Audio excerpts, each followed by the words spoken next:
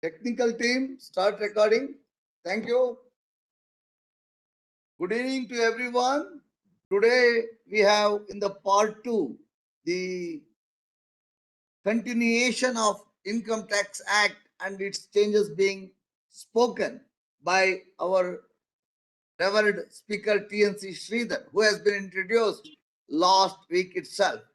We do not think he requires any introduction.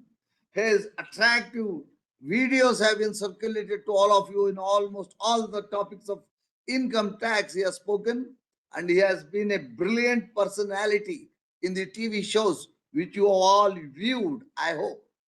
With this brief introduction, I request him to take the talk further to complete his mission. So as to save the time, we will keep the introduction to the minimum, and I request him to carry on his task. Sir, with love, we welcome. Good evening, everybody. Thank you very much. Kodandaram sir, you can put on that. Go to slide number 15 straight away. Yeah. See, last time we had seen generally what exactly 2025 Act has been, what has been the basic things. So today I will go in depth, and in that I will be more stressing on the issues which is related to the pensioners and keeping in view the audience that is in front of me. So, and also the people who may have some other incomes, maybe a capital gain arising out of some property sale or some other incomes which is coming. In fact, some of them may be interested in knowing family pension, what is the status of family pension and all those things. So, and some procedural aspects which are there, and going into that. So, the one of the salient feature that has been introduced here is that the term tax year has been brought in, which is nothing but financial year. That is the year, whatever income related to that, which will be subject matter of tax. That is what is called tax year. Because earlier, what used to happen, there used to be other terms called previous year, assessment year, and this used to create a lot of confusion, especially in the procedural aspect wherever it is there. The term assessment year is used, and the previous year refers to the financial year. So there always used to be a confusion to people as to whether what is the meaning of assessment year, whether that year's income will be taken here, and also to dissolve all those things, they brought in a new term called tax year. That's what is there. And certain they have introduced one new in the definition, brought in the virtual digital asset. This is keeping in line with the development that is taking place, technological development that is taking place, and the cryptocurrency that has come into the play. Because ultimately, as I told you earlier, the what is income tax is concerned with? It is concerned with only income.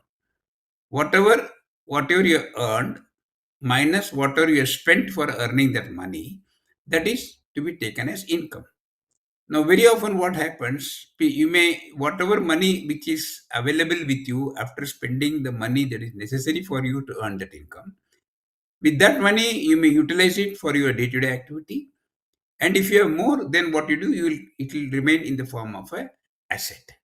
It can remain in the form of cash. It can remain cash in hand. It can remain as cash in bank, or it can be converted into some other assets like jewelry or property or anything which can be represented by terms of the income. So they can be virtual digital assets also, because to acquire that you have to pay some money. So that is also represents your income. Now, how these incomes will have to be considered, and what are the different electronic modes? These things have been discussed in the whole thing that is going on in this. Okay, next please.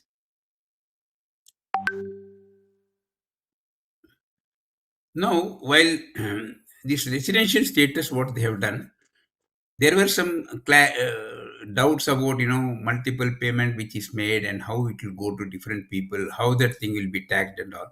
But as a residential is a very simple formula. Everybody should remember only thing is that you don't talk about not ordinary citizen, resident or non-resident.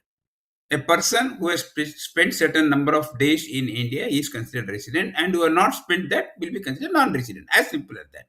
Regarding taxability of the things, for a resident, global income is chargeable to tax. Income wherever it is arising will be taxed in India. For a non-resident, it is only the income that is arising in India, accrues are arising in India, that will be subject matter of tax. That's the only difference between these two for a common man to understand. So this is the criteria which are being taken, and for the criteria of what is the residential status, this clarity have all been brought into this particular aspect. Next, please. Now, what has happened, as I told you earlier, whatever income that is earned, that income is to be brought to tax. So, while bringing it to tax, there are three areas which are taken out of this income. One area I have already told you, that is in expenditure that is made for earning this income, that is taken out. And before that, whatever are income as per the Income Tax Act, but does not income tax does not apply, they are exempted incomes. Earlier, Section 10 had about 100 items of exemptions. Now that has gone on to 146, but they have been classified by way of a table, and their various aspects are taken there and all. So once the exempted things are taken out, the second thing is a matter which goes into computation. In the computation, whatever income attributed which has to be taken for consideration for earning this income, that is taken out. Then finally, when the gross total income is arrived at, after considering everything, including set off and all those things like that, from that certain deductions are allowable. That is under Section 80, which is there. Those things are also dealt separately in that. So what happened? They introduced a deduction for innovation and digital enterprises for renewable energy, because these are certain incentive areas. Because as you are aware, income tax is not only a revenue enactment. It is a socio-economic dynamic enactment. So when you talk about socio-enactment, that is wherever some incentives have to be given to people to go into new areas and take a risk in that area. So let us not start taxing them in the beginning itself. So these are the items that are taken, and that is how it goes on. And whatever deductions are there, they are all formed in the schedules and tables that is made and all those things and all. So these innovations, digital enterprises and renewable energy, they are the things which are brought in by way of a deduction. Okay, next. Next, please. Question comes. Then what happened earlier? The non-profit organizations, which were called as, what happened? The non-profit, which are called earlier charitable and religious and charitable trust, it was called, which is carrying charitable activities, were referred to as charitable organizations. And there are other organizations also, like schools, colleges, universities, etc., which are on the, enhancing the quality of education, knowledge, etc. They were all considered separately and all. And even religious institutions which were there were also gaining some kind of exemptions, like hospitals, etc. were all enjoying. Now, what happened? Entire thing has been taken out, and they have been classified as non-profit organizations. And these non-profit organizations have to be registered with the income tax department. Even those earlier also the registration was necessary, but now they were having different nomenclature. They were given the exemption under Section 10, also under Section 11, 12, 13 also. Now that is all removed from there, and they are moved to the special assessment area, different framework, where certain tax compliances have been made mandatory. They will be referred to as registered non-profit organization, so that they will be considered in one plot, and whatever income is taken, that will be dealt with in a separate computation as a special cases. That is what is dealt with here separately. Now, under the heads of income, mainly salary, which you people are, the audience of the day, are more concerned about it, because the pension, what you are receiving, is as a result of your service you are rendered during your prime days when you are in service. So it is something like a deferred payment, which for your service you are rendered, that time you got your salary. But as a service condition, you are also been given a pension. So that is all considered as a income under the head salary. Now, generally the incomes are classified under five heads. That is salary, house property income, business or profession, capital gain, and other source. Other source is residuary provisions and all. So there is not much of a difference, but virtual asset has also been brought online activity, etc. I'll come to that particular area when we deal with that and all. Okay, next please.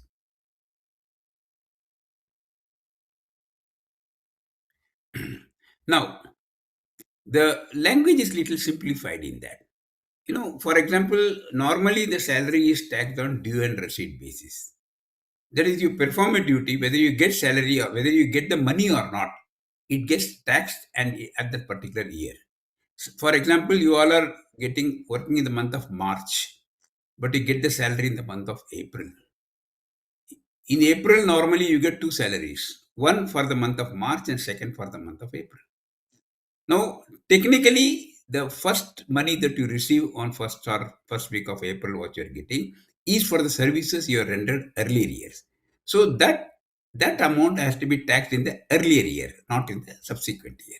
That is what they. Even though there are a lot of confusion in this, because in Form 26 AS this may not get reflected because TDS is not there. Income also is paid next year, so we'll take it in the next year. It's not like that. You have to declare it for the previous year, and it is due and receipt basis. Sometimes you may receive the salary in advance. Service you may render later on. So whenever you receive or it accrues to you, that is the period for which there is the incidence of taxation in that particular period. So that becomes very relevant over here. Sometimes you may get arrears of salary. Arrears of salary when you will get, maybe the pay commissions come or some pay fixation changes take place, because of which you may get some arrears and all, which will pertain to earlier years.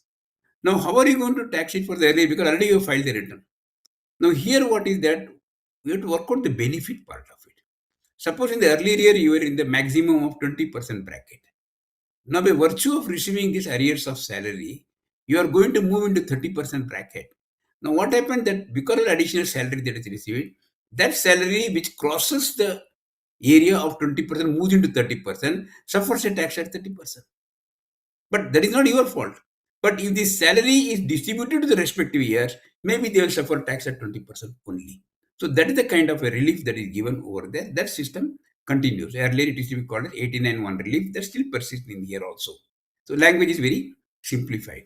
Now, the generally clarity of digital compensation form that is received and all those things are taken in this particular part.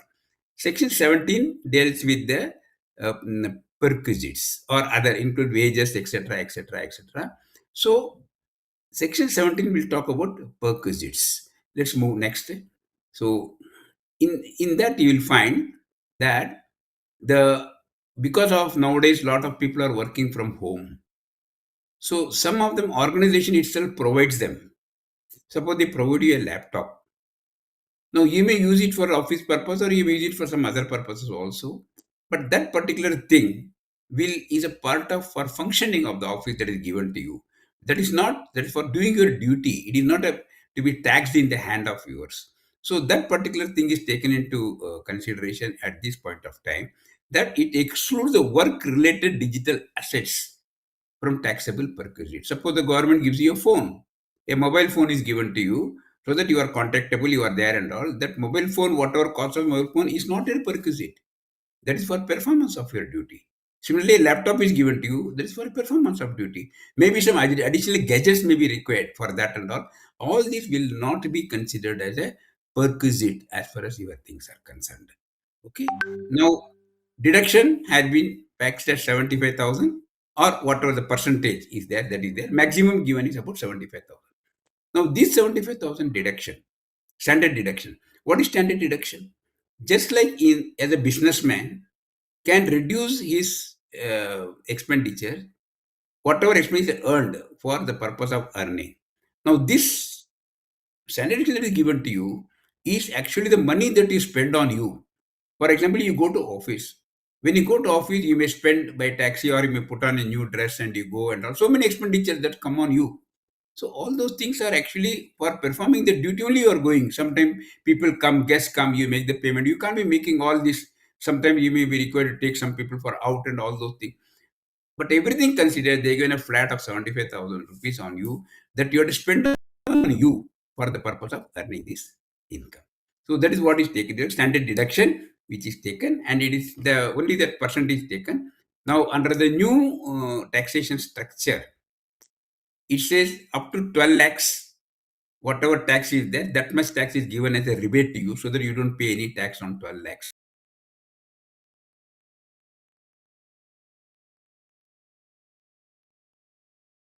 Rebate, so that there is no liability on your head for this purpose. Now, for salaried employees, another 75,000 increase is also permitted over there. So that because when you get to 12 lakh 75,000 anyway, you can take it as standard deduction. Accordingly, your income becomes 12 lakhs. So that maximum, you are within the limits of the benefits of the deduction. That's how this thing goes on. Okay. Next, please. Um, okay. Now, key man insurance policy. This is a concept that was brought in a few years back, where the many organizations had some very important functions on which the entire uh, business revolved. In fact, I still remember the first person under the Cayman insurance scheme was one Kiran Patel in Bombay, who was insured for 1 crore. At that, I'm talking about when it was introduced some 30, 40 years back. 1 crore was the thing under, but whatever policy amount that he received, it is actually to protect the organization. Because of any reason, that main key person is not able to function, because of which the organization is going to suffer a setback. To cover that, this insurance particular thing was brought in. Now, as long as the company is spending that on Cayman insurance on it, that is a business expenditure for it. But when money is received, suppose the money is received by company, there is no problem because this person has said the company has received the compensation. There is no issue over there. But if the payment is made to the person, the keyman himself becomes a recipient of that. Then it becomes a profit in lieu of salary, and it is taxed in the hand of the recipient, the employee who received that money. If as per the terms that money is received by him, that is there. So there is some clarity is given in this regard, so that there is no confusion on this regard. Now, relief of salary, I have already explained to you. Multiple years it is there and all. Next, please. Next slide, please. Yeah. Now, coming to house property income. Now, in the house property income, what happens? You have the building, etc., etc., etc., and there is no significant change in the scope as such. But when it is used for business purposes, when the house property is used for you're running an office from your home, then the property portion occupied for business profession with profit taxable under other heads are excluded from the computation under this head. Because whatever expenses suppose you are in a house, you are running I'm running office as an advocate from my home. Now I pay for electricity, I pay for rent, etc. But then I claim that amount as a deduction under the head my business or profession. So that means that particular part has to be excluded from that goes into the business part. It doesn't come under the house property income. This is the technical reason. Similar concept has been maintained in the new act also. Not much of change in that. Okay. Next, please. Now, the annual value determination. So normally it is said what this rent reasonably expected to fetch, or the amount that is received. That is what is taken as per the annual value. But sometimes what happens when the property lies vacant? Now earlier there used to be a concept called as there used to be vacancy allowance was there. So similar provision is given here also, that when the property is lying in vacant in a particular part, then they get a relief for that, and that amount is not taxed. Suppose a monthly rent is fixed at 5,000 rupees. So 60,000 rupees is to be taken as a notional salary for that house property income from that. In that case, where it is lying vacant, that where it is lettable, but it is not being let because no tenants are available. So when no amount is received by me, how am I supposed to pay tax on that? So that much relief is also available for that purpose. That is also available here. Okay. Next, please. Now coming to same deductions, what has happened? This 2 lakhs deduction was there. That is interest on borrowed capital. The same concept is maintained. There is no reduction in that and all. And in self-occupied property, also this benefit is available to you to the extent of 2 lakhs of interest paid on borrowed capital. Of course, you all must have already had the property purchased and you have lived with that and you have gone with that. But annual value is nil for two self-occupied properties. So interest deduction restricted, similar but defined clearly. Now what happens? Suppose I get whether I will get 2 lakhs for both. It is not so. You will get only 2 lakhs, not for two properties separately. Even though the income comes, restricted interest payment will be to the extent of 2 lakhs, only 2 lakhs, not 2 lakhs, even though you have more than one property. Okay. Next. Because you can have two self-occupied properties. Okay. Now arrears and unrealized rent. Now you have let out, the tenant is not paying, there is a dispute, you have gone to the court. So once you have gone to the court, that fellow says, I will not pay. So when you have not received the money also, it is not vacant. Tenant is there. That money is receivable, all right. But it is subject matter of court case, the matter is pending. So in that case, what is that? That matter is very, very clear over here. So recovered, whatever is recovered, to that extent only you will get that 30% deduction will be allowable, that repairs and maintenance that is available over there. Now, a new concept that has been brought in here is very important for the builders. Because what happens when a builder builds a lot of units and some of the units remain unsold? That means it is taken as stock in trade by the builder. But how long it will remain a stock in trade? So, what it says is that if for a period of 2 years, it can be treated as stock in trade. But the moment it crosses 2 years, that will be deemed as self-occupied, and accordingly, the provisions of income from house property will be applicable in respect of those units which are unsold for more than 2 years. That is a new concept that has been brought in over here in this year. Okay, next please. Properties by co-owners. There is no change in this. Both same concept is there between the old and the new system. Co-owners can divide the property proportionately. They will get taxed in their respective hands and all, and will be entitled for the deduction separately. Each one of them will be entitled for the deduction accordingly. No issue in that. Okay. Now next please. Next please. Is a previous slide you have gone. Huh. Now next, coming to business or profession also, there is not much of a change as per the concept is there. So whatever is earned out of business or profession, which is not salary, business or practicing his profession will be considered under this particular provision, subject to the deduction which are permissible in the particular head of income. Next. Now what happens?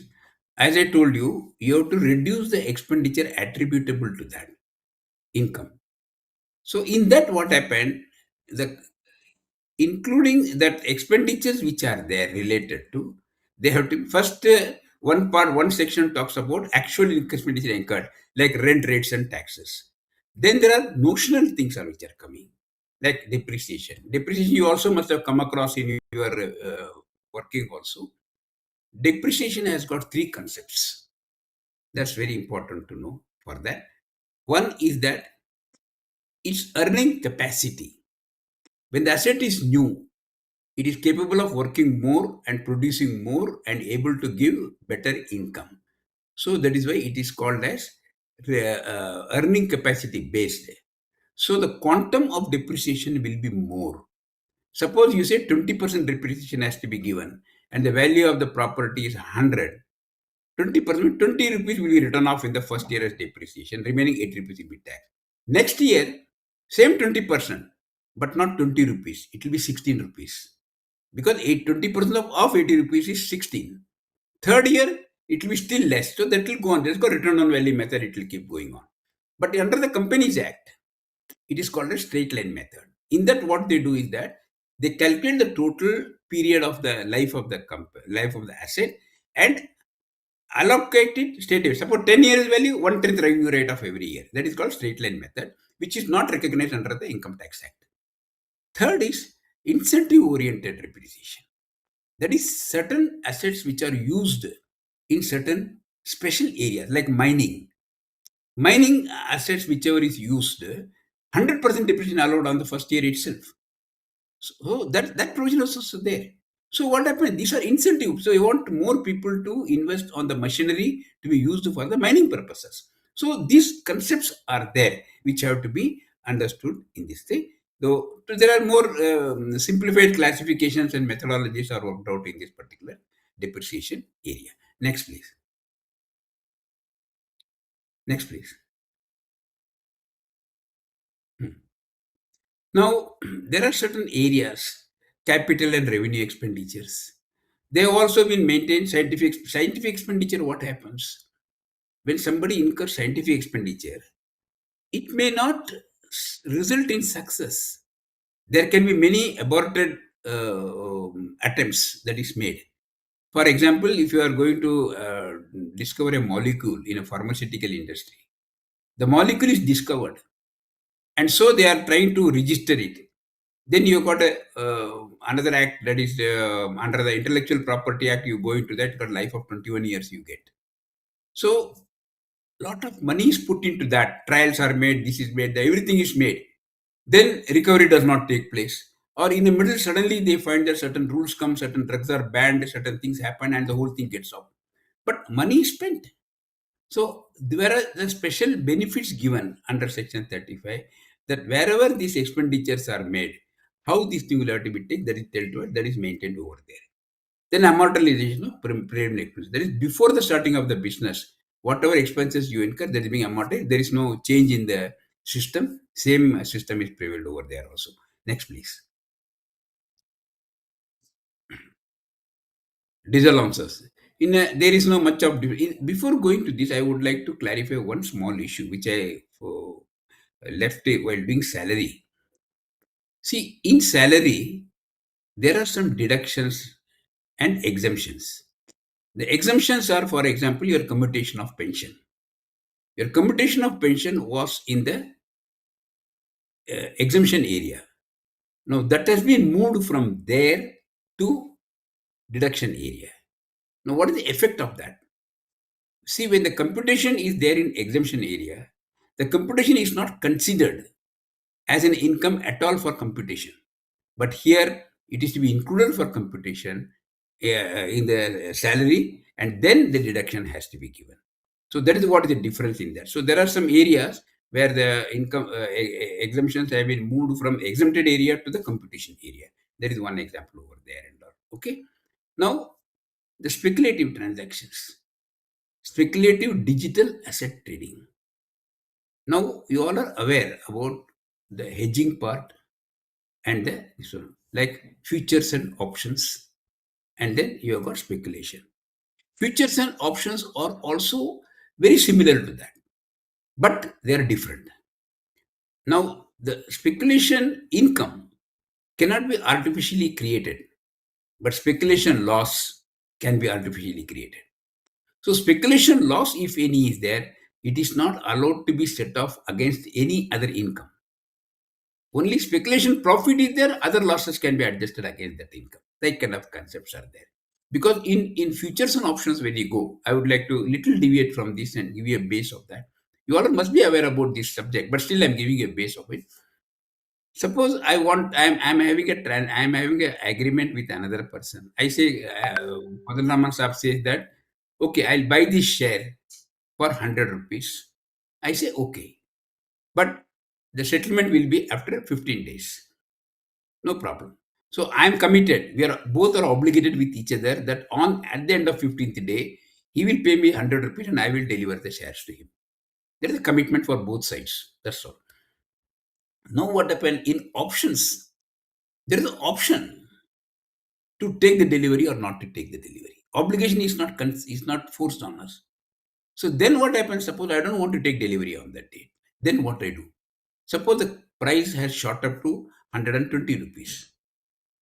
Now you say when I'm going to if I sell in the market today I will get 120 rupees. Why should I sell him to 100 rupees? So I will say okay, I will sell it. I won't sell it. I won't give delivery, sir. He says whatever it is, I want delivery because Kodan Raman Saab says that I will buy for 100. I've already made an agreement with you. I made some initial payment also with you. So you are bound to give me this money for 100 rupees. Then I will sell it in the market for 20 rupees more. I'll earn that profit. Now, that time you say that, no, no, sir, you are interested in that 20 rupees only, no. So I expect the prices to still go up.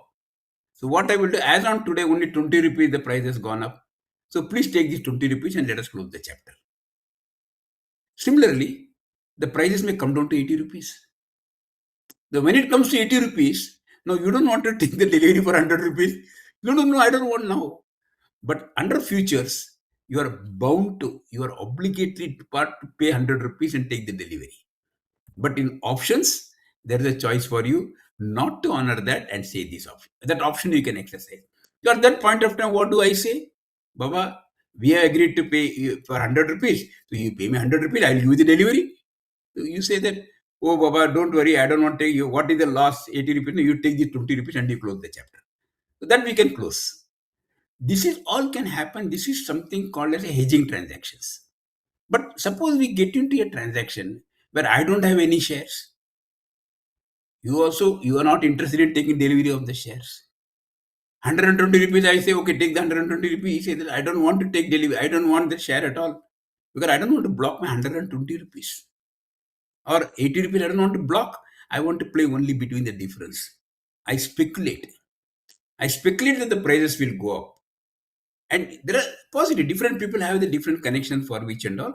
So that where without any asset being present with you, and you're only doing it in the air, the transactions. In fact, I'll tell you, gold is one commodity where it is subject matter of speculation. This creates artificial demand. When artificial demand is created, because always the prices are governed by demand and supply. So when there is high demand, the prices will go up. But when suddenly everybody says, okay, give me delivery, they don't have gold to give delivery, then whole maramari takes place at that point of time. So this what is a small deviation I wanted to take up. Similarly, the digital asset is also, crypto also is one of the areas.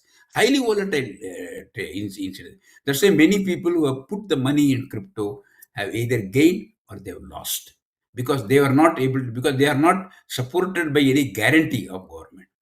See, if you see the currency note, it is only 1 rupee currency note, which is a real currency note, because it is given by the government of India as 1 rupee, and it has got Indian emblem, and the trishing is there. It is signed by the director of finance. But all the other notes, starting from 2 rupees to 2000 rupees, everything is a promissory note signed by the governor of Reserve Bank of India. He says, I promise to give you 101 rupee. What will you do? 101 rupee will give. That's a promissory note which is there.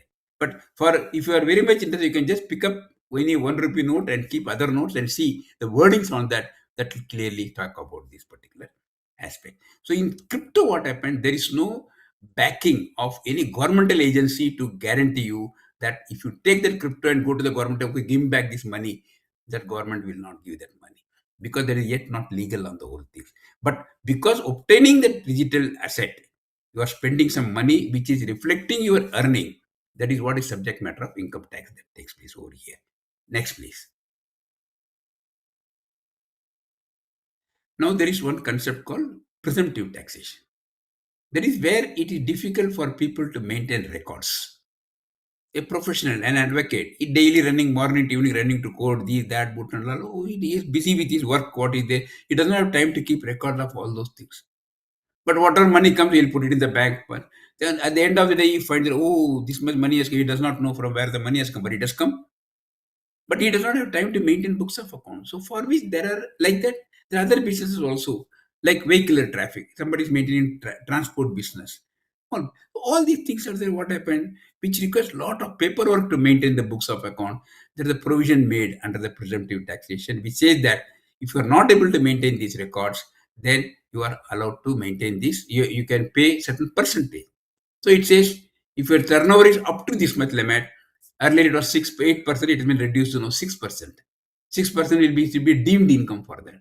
And for professional, 50% is deemed to be your income because profession is knowledge.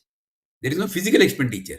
But in transport and all, you have to put petrol and all those things are there, diesel and all those things are there. So that is given 6 to 8% is given in the business, but for the profession, it is kept at 50%. That's why the areas are AD, ADA, and all those things. AD, ADA, ADAB, and AE, like that. The various provisions are there in that. I'm not going much deep into that part. Okay. So the core tax threshold and the policy obtained remains largely identical to the 1961 Act, and the provisions are unified under a single section called Section 58. That 44 AD, ADA, ADAB, AE, everything has been brought under only one section, that is 58. That's all. Next. Now, in the presumptive tax, I have gone a little bit of how small transport, professionals, and transport, these all those things are there. That 8% has been reduced to 6%, and the number of vehicles, what rate is there, that is there. Okay, next, please, we'll go. Then audit requirement also. There is no audit requirement. Now, what happens is one clause which has been brought here is that there is a lock-in period. Once you go into the presumptive tax, you can't come to regular. 5 years, you have to minimum remain there. So that period is there. So the same thing is maintained over here also. So that 5 years limit is there, and you can, after 5 years only, you can come back to the maintenance of. You can't toggle between, depending upon your requirement, toggle between the books of accounts and go into presumptive tax. It is not possible. Once you move there, it remain there for 5 years. Okay. Next, please. Now coming to capital gain. Now, in capital gain, which is common whenever you normally people look at buying and selling of property, whatever you get and all. Now, here one very important aspect which I was thinking was that capital gain means any capital asset. Any capital asset means an asset which is an investment. Now, suppose you go and sell gold or you exchange gold, what happens? While you go to the shop, you take your old jewelry and then you give it to him. Suppose you have 50 grams of gold jewelry, then you want to buy 75 grams of new jewelry. When new jewelry you purchase, then you give him old jewelry now. What that jeweler does, okay, he takes that, he weighs, and then he see the caratage and all. Accordingly, he will give some value, and that value he will set off. Suppose that value is about 8 lakhs, and the new jewelry you are buying is of 10 lakhs. He will give credit for 8 lakhs and balance of 2 lakhs only you will have to pay to get a property of 10 lakhs. Now what happens? Suppose this jewelry you had purchased for 1 lakh.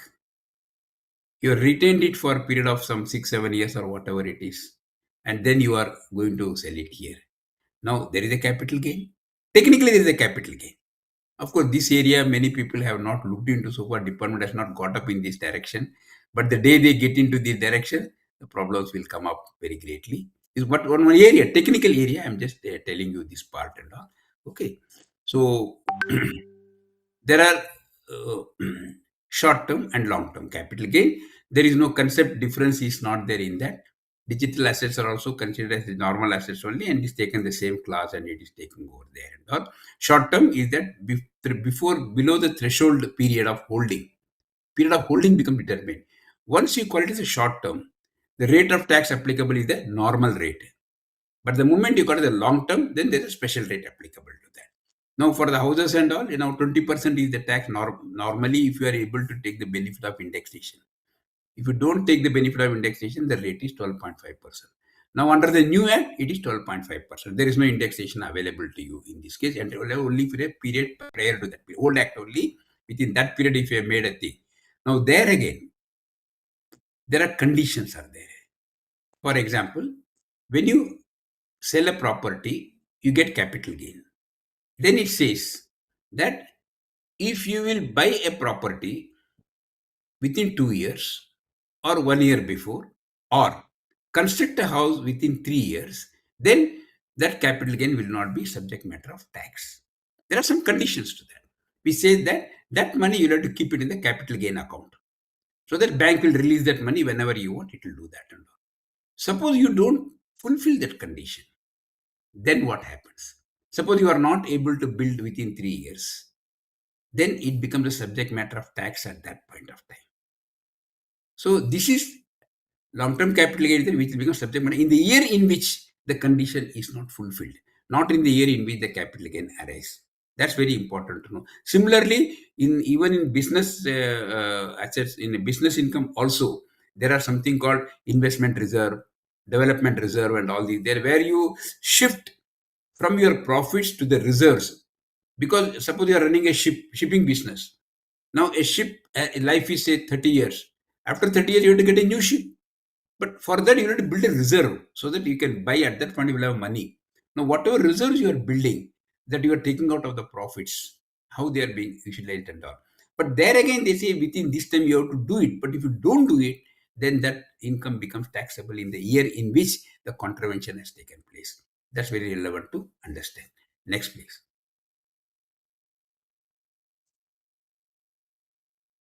Next, please.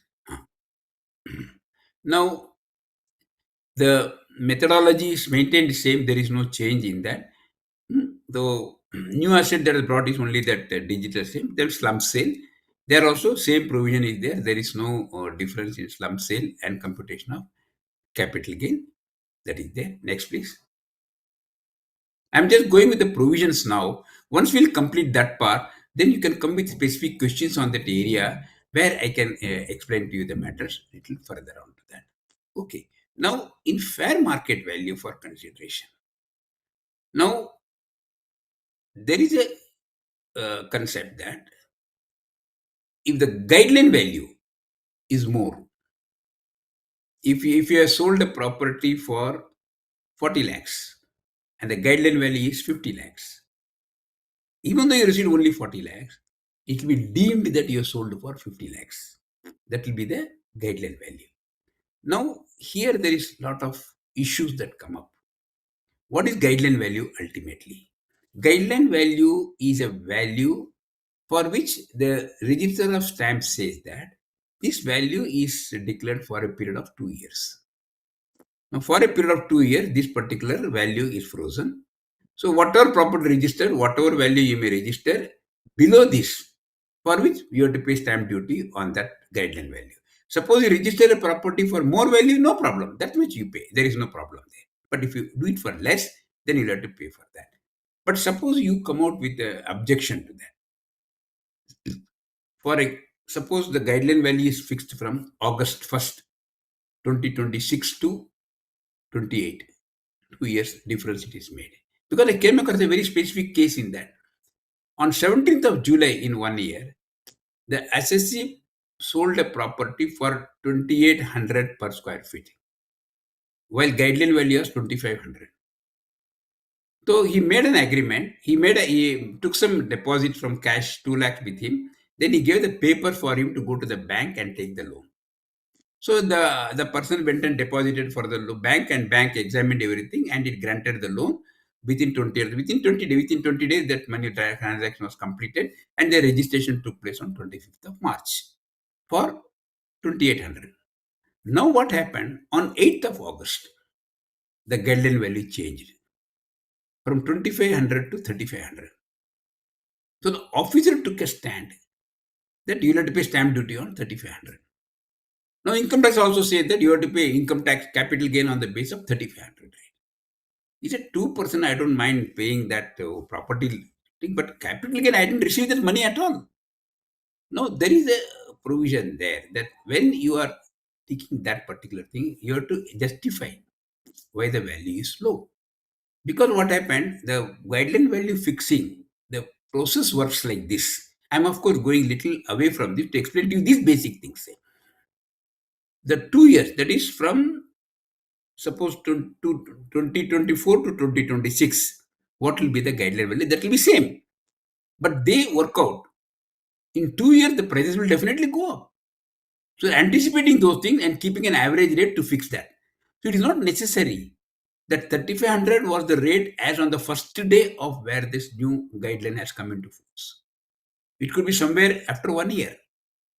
Possible. Then another thing can come into that also, in that your property, where it is located. There could be a property which may have more advantageous position or more disadvantageous position. A flat which may overlook a wonderful landscape, and there could be a flat which would be back facing one gutter or or a slum over there, or there could be a flat where somebody might have committed suicide. So nobody is ready to go into that house. बोलते यहाँ भूत रहता है. So sometimes what happens, desperate, the person has to sell because of any reason. In that conditions, all these are negative conditions which are to be considered. In fact, when I talk to the valuers, I tell them what are the points which you have to put in your report. In fact, on July 18th, I'll be speaking to the valuers at Hubli. Earlier, I had spoken to them in Mysore also and Bangalore also. I tell them that what is the concept of valuation one must understand. Now, if you go to bank for bank's valuation, what is bank interested in? Bank is interested in seeing that its money is protected. So what it will do? It will say, okay, you give the value. If I sell the thing in the market, how much I'll get the money? Accordingly, I'll give the valuation. But as far as income tax is there, how much money has gone into bringing this property into existence? Those things will work into this. So many concepts are there which have to be understood. So these are the things. So then there are some exemptions available for reinvestment. Same thing continues. There is no change in this particular part. Okay. Next, please. Now, compulsory acquisition. There is no change in that. That is, you have a compulsory, government will acquire land and all. When they take this, they pay this money and all. Sometimes there could be some additional cost also that can be given to them. Those things also is taken into consideration. Whenever it is in respective year, the taxation will take place. So there is no change in this. Even cost of acquisition also, there is no change in the valuation system that is being adapted for this part. Next, please. Reference value that I told you.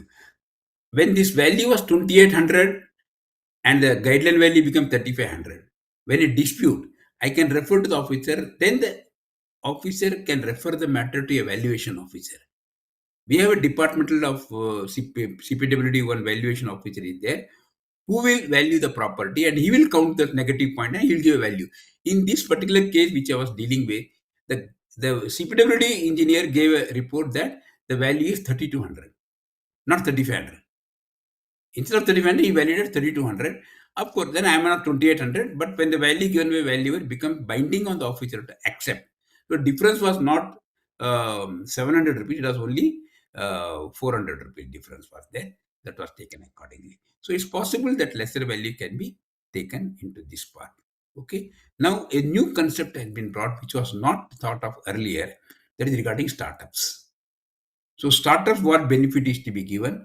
Now that has been introduced in this act to be brought into that, which says even startups are entitled for 100% exemption for 3 consecutive years in the first 10 years. In the first 10 years, it's not year 1, 2, 3. It can be year 7, 8, 9 also, or it can be 8, 9, 10 also, depending upon when the break even takes place or when the profit is coming. Because startup does not mean they will start earning from the first day one.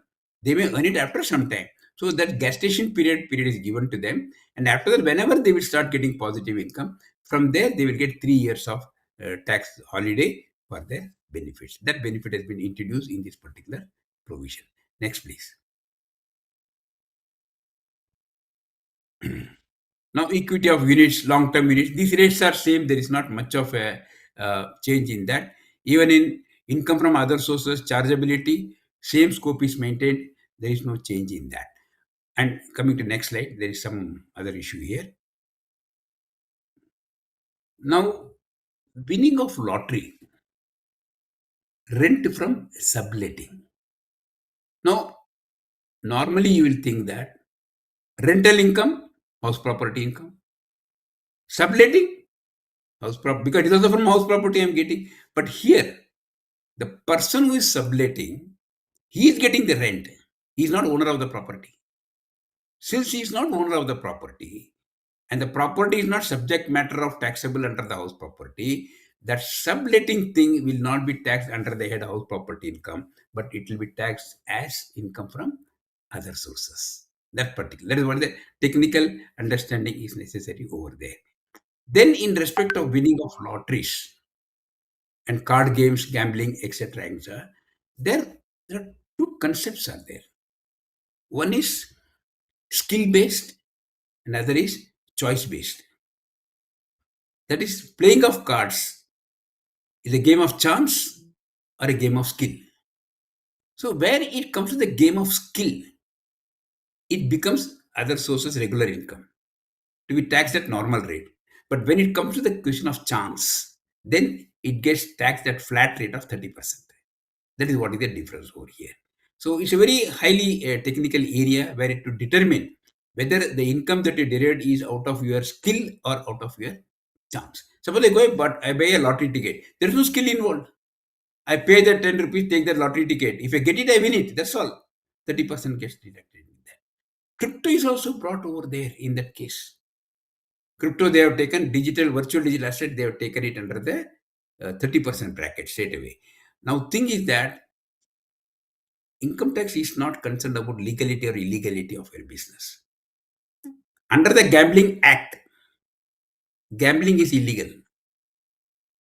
So, but whatever you earn out of that, income tax is valuable, taxable. चोरी करो, उसके ऊपर tax भरो, चलेगा. But question is that expenditure that is attributed to that. Anything which is opposed to public policy, that expenditure is not allowable.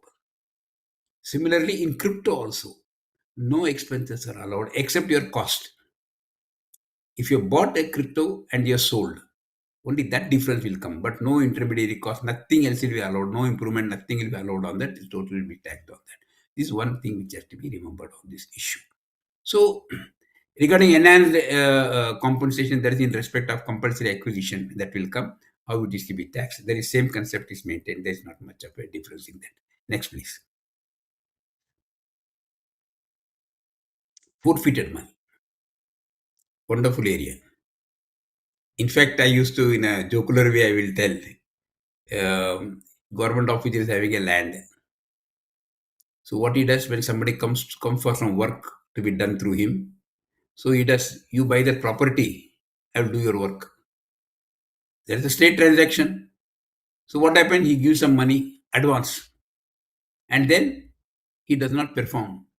When he does not perform, what happens? That money will get forfeited. So instead of giving without any string attached, this money, a color of legality is being given by making it as a forfeiture of transaction and all. I'm not giving ideas to anybody, but questioning that people can think of anything that way. Okay. So now you just side this one like that, not to be quoted, even though it is recorded, not to be quoted anywhere. Okay. Now, failed transfer has taken place.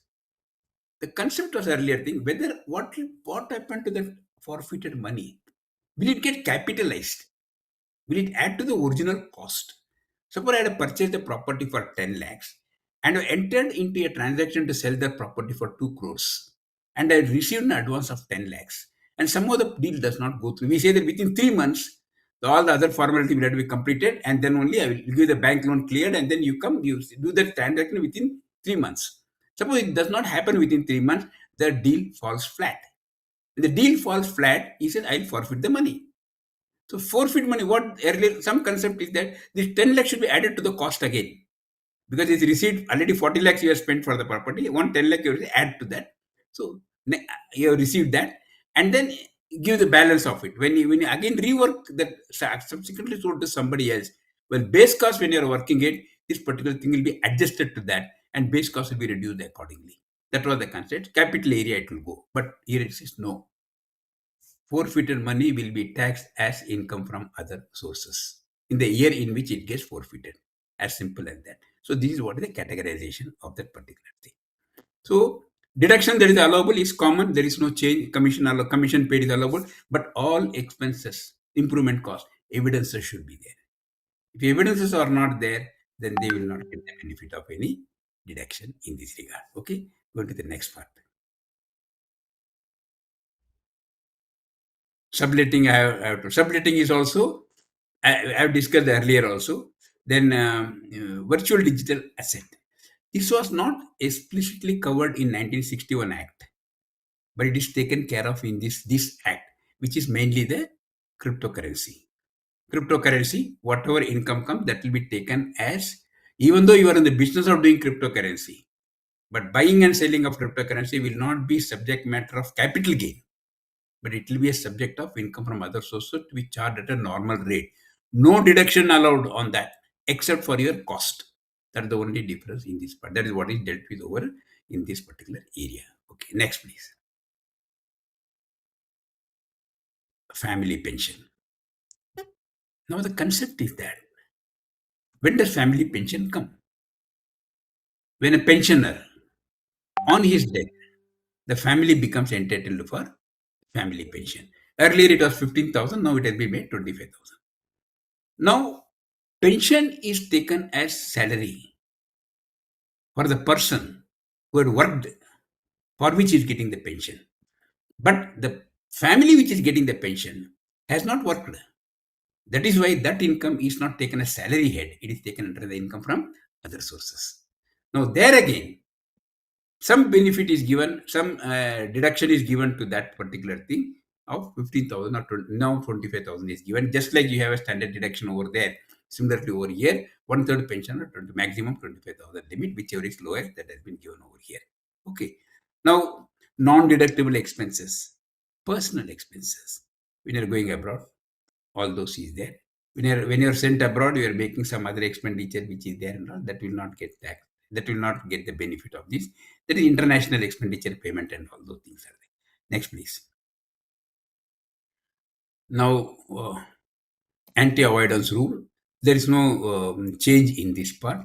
Winning of lottery, I have already told you, 30% rate tax it is there. Next, please. Then the administrative provisions. In income tax, the administrative provision, how you have to file the return, how the process of returns and all things take place, that is all being done here. Here also the same provision, faceless. The faceless assessment in the earlier act was not a self-contained part. It was just brought in by way of instruction, and procedures were laid down and it was brought over there and all.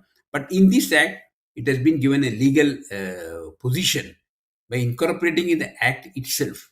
That faceless assessment, e-filing, everything had been brought in into the act itself, and it had been done over there.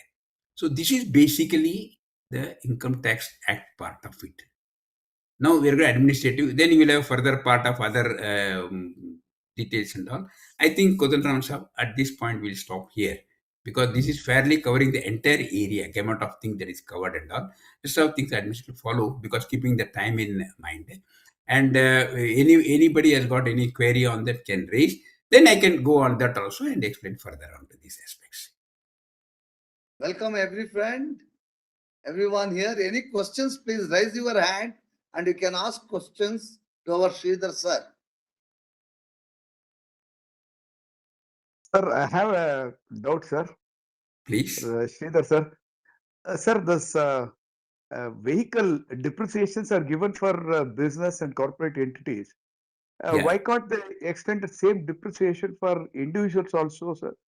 That If you, when we buy vehicles. correct. You are absolutely right. If you are having a Yes, sir. business income, Yes, sir. individual also, whatever vehicle you are using, you are entitled for the depreciation. Not for salaried employees, for which, because that's why 75,000 is given to you. Oh, okay. Uh-huh. That covers everything. That doesn't mean no specific on that. Okay. Clear? Yes, sir. Yes. Yes, sir. One short answer. One second. Yes, sir. Thank you, sir. Thank Wonderful. you. Any other? D. Kumaresh is there today. You have any doubts? Rajshekhar ji, Rattihalli, Kachibeli, Venu, Uma Madam, Anil Kumar. Any questions, please? I think last week Uma Madam wanted something on TDS or something like she was asking, but I couldn't have an answer last time. What was the question she raised last time? Uma I Madam can also speak do on not remember, sir. We will ask. Uma Madam, can you unmute and speak? I think she is slightly busy. Let us get it later, sir. I'll get you, sir. Because in Any short, other- I will tell what is the concept of TDS. Concept of TDS is that tax deducted at source. Because any time when your money comes into your pocket, it is psychologically you don't want to take it and give to government. As simple as that. So when you have problems there, so normally they use this word terms as won't pay and can't pay. That is, when you have the money, you won't pay, and when you are required to pay, you have no money, so you can't pay. So go position of can't pay. So you better pay when you have it. So that is how, while earning that money itself, you take that money. That is the way TDS works on that system.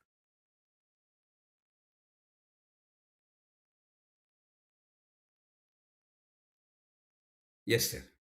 Anybody has any questions, please?